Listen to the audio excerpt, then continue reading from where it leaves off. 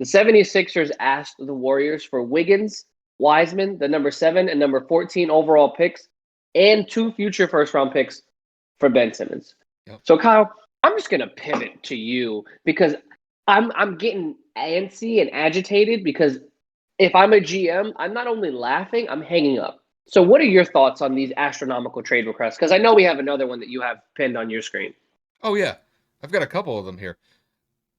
It really just goes to show that teams are just not biting on Ben Simmons because they just can't rely on his shooting. And that's been the biggest issue that we've seen from Ben, not only this past season, but in prior seasons, is that the guy is just not a confident shooter. And look, in the game of basketball, you have to be able to score, at least at a competent level. And, Ben could play solid defense. He was up for Defensive Player of the Year this year. So, I mean, he's not a scrub all the way around. His all around game is solid. It's just offensively, he's so inept that teams are just not willing to bite because it's going to be a project to work on his shooting abilities because they're just not there. I mean, I'll pull up some of these trade offers that I have listed here. So, you mentioned the one with the Warriors. I've got another one here. The Sixers asked the San Antonio Spurs for 4 first-round picks, 3 first-round pick swaps, and a young player in exchange for Ben Simmons. This was reported by The Ringer just like a day or two ago. 7 picks? 7 picks. Absolutely ridiculous. Not only that, the Toronto Raptors rejected a Sixers offer asking for Kyle Lowry, Fred VanVleet, OG Anunoby, and the fourth pick in tonight's NBA draft. That would have been for Simmons. Obviously, Toronto was smart in that decision to not trade for Ben Simmons. And I mentioned this a couple of weeks ago. Ben is too risky of a player to trade for, simply because you just don't know what you're going to get from him as far as the offensive side of his game goes. And at the end of the game, he's essentially useless because he's so bad from the free throw line. Kev, he was 25 of 73 from the free throw line in the playoffs, the 2 rounds of the playoffs that the Sixers played in this past postseason. 34% from the free throw line. It is the worst postseason free throw shooting performance in NBA history. We're talking about guys who can't shoot free throws like Shaquille O'Neal. Even Giannis this past postseason is not the greatest free throw shooter. But even he had a higher free throw percentage than Ben Simmons. And Ben Simmons is one of the highest paid players in the league to essentially put up single-digit performances in the playoffs. It's inexcusable. This is on Ben. And to a certain extent, this is on Philly's front office. Philly had a I was chance. just about to say the same thing. Philly had an opportunity to go get James Harden last year, but they didn't want to give up Ben. If James Harden was on the Sixers for last season, there's a very good chance that they stroll to the finals. Because when you add an explosive piece like that to an already solid Philly team, it's going to catapult them to the top of the Eastern Conference, without a question. But they missed their opportunity. So now they're left in a situation where they're trying to trade Ben. They have nobody to trade for him because nobody's going to take Ben after that performance in the playoffs last year. The best Not for those requests. No way. So Philly's going to have to bite the bullet here. They had their chance and they let it go. And now they're kind of essentially reaping the consequences of not pulling the trigger last year when they had a chance to go get James Harden and all they would have had to give was Ben Simmons. And maybe some other players and maybe some draft picks along the way as well. But they missed their chance. This is on Philly and Ben to a certain extent because Ben is just not able to improve his offensive game whatsoever.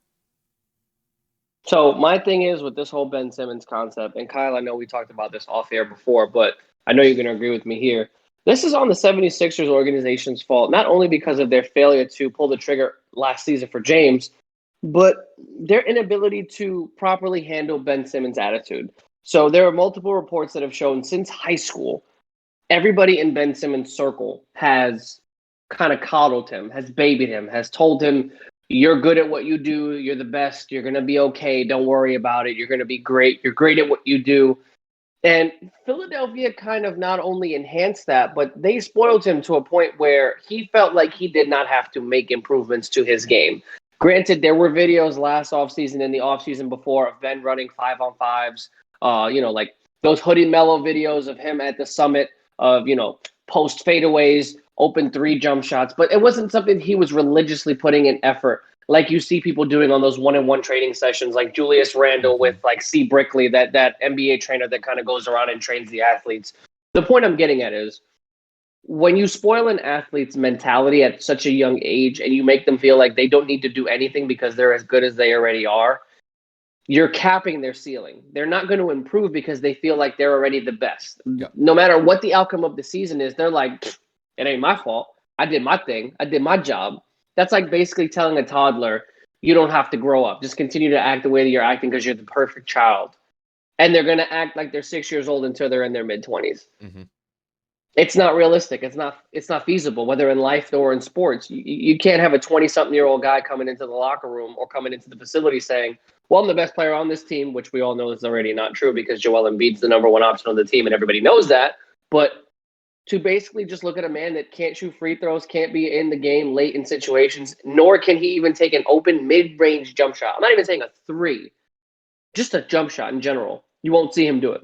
Mm-hmm. So Philadelphia is 100% at fault here for not only coddling, but not trying to improve this man's game. And the second the series ended against Milwaukee, against Atlanta, you knew this wasn't going anywhere. This wasn't going anywhere good, should I say. Yep. So with Philly kind of just basically shooting for the stars, I was actually laughing about it earlier. I was telling Kyle, it's like when you tell a kid to aim for an A or to aim for the dean's list and he gets like right under it, you tell him a good job because he tried really hard. The Sixers are like shooting for the fucking moon. And if they fall somewhere in the atmosphere, they're going to be happy. The fact, I didn't even know about the Spurs report. 7 first-round picks. Are you out of your mind?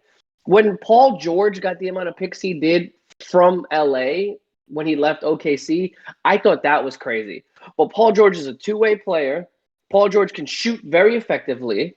I mean, his free throw percentage was a little bit in question this postseason with the amount he's missed in clutch situations. But still, over double percentage of the amount that Ben Simmons will ever see in his career.